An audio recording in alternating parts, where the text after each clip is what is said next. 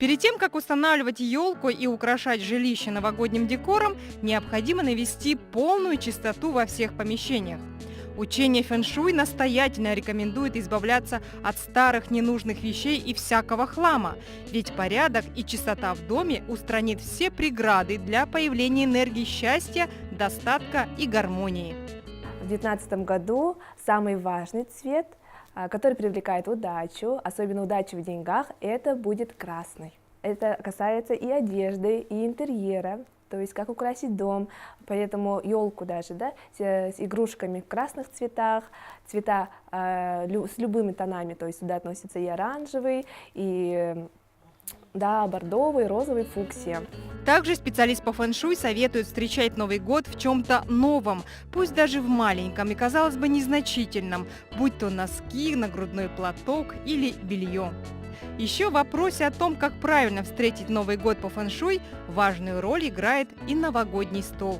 Пусть он будет украшен красными салфетками, красивой нарядной посудой и свечами. Причем обязательно в количестве 8 штук, ибо эта цифра укрепляет денежную энергию.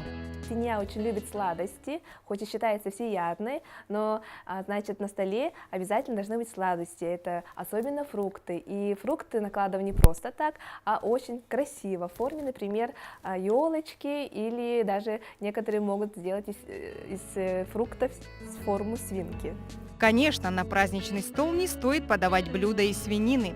Лучше отдайте предпочтение угощению из мяса, птицы или рыбы.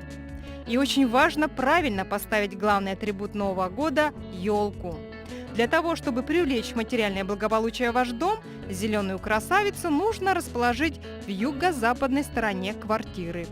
Интересным также показался и совет насчет подарка. Свинья очень дружна с тигром, поэтому к Новому году можно смело подарить фигурку тигра или кошки. Особенно это будет актуально для тех, кто родился в год змеи или свиньи. Но и главное, по восточному календарю Новый год наступает лишь 5 февраля, и поэтому вполне логичным будет вопрос о том, стоит ли все это соблюдать, если год свиньи еще не наступил. На самом деле влияние следующего года, даже по восточному календарю, начинается с ноября. Это же энергия, которая постепенно не спадает. Он не падает нам на голову ровно, например, 5 февраля.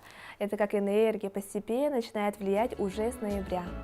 Не забудьте в саму новогоднюю ночь загадать свое желание, и пусть все секреты фэн-шуй помогут вам привлечь благоприятную энергию.